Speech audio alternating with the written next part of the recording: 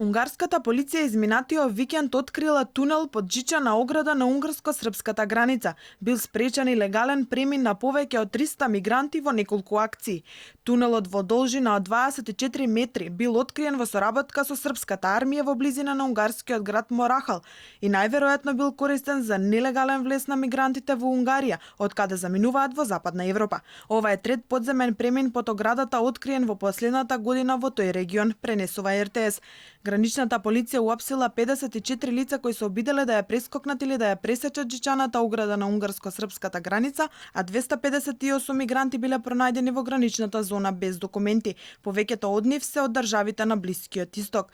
Унгарија од крајот на мај бележи зголемување на бројот на мигранти кои се обидуваат илегално да влезат во земјите на ЕУ, а само минатата недела имало речиси 900 обиди за илегално преминување.